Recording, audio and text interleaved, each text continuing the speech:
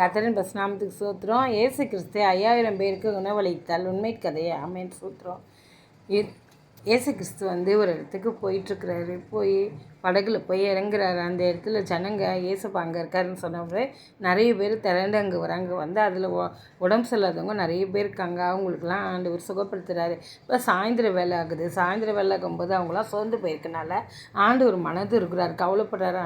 இவங்களுக்கு உணவு கொடுக்கணுமே அப்படின்னு சொல்லி சீசர்கிட்ட சொல்லும்போது சீசருங்க என்ன சொல்கிறாங்க, இங்கே எதுவுமே இல்லையப்பா, எப்படி கொடுக்கறது, இவங்களாம் சீக்கிரமாக அனுப்பிடலாம் வீட்டுக்கு அப்படின்னு சொல்கிறாரு. அப்போ ஆண்டவர் சொல்கிறாரு, இல்லை நம்மளே கொடுக்கலாம் அப்படின்போது உங்ககிட்ட என்ன இருக்குன்னு கேட்கும்போது 5 அப்பமா 2 மீனும் இருக்குது அப்படின்னு சொல்கிறாங்க. அப்போ சொல்லும்போது அவர் என்ன சொல்கிறாரு, அதை எடுத்துகிட்டு வாங்கன்னு சொல்லி ஆசீர்வதித்து வானத்தை நோக்கி ஆசீர்வதிக்கிறாரு. ஆண்டவர் ஆசீர்வதிச்சு ஜெபிச்சு அவங்களுக்கு கொடுக்கும்போது 5000 பேருக்கு மேலே சாப்பிட்டு மிச்சம் 12 கூடையிலையும் எடுக்கிறாங்க. அந்த மாதிரி இருக்குது. அதனால் இப்படி செய்த ஆண்டவர் இன்றைக்கு நம்ம கொஞ்சம் வருமானத்தோட இந்த வருமானம் தான் இருக்கே, நம்ம என்ன பண்ண போகிறோம், கடன் அடைக்க போகிறோமா, லோன் கட்ட போகிறோமா, நம்ம குழந்தைகளுக்கு படிப்பு செலவு பண்ண போகிறோமான்னு எப்படி கவலையோடு பாரத்தோடு இருக்கலாம்.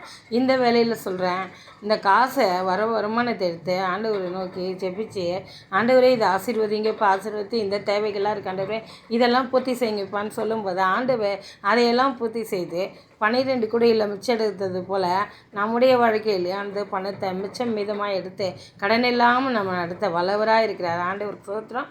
ஆண்டவரே அண்டிக் கொள்வோம். அவர் நம்மை ஆசீர்வதிப்பார். ஆமென் சோத்திரம்.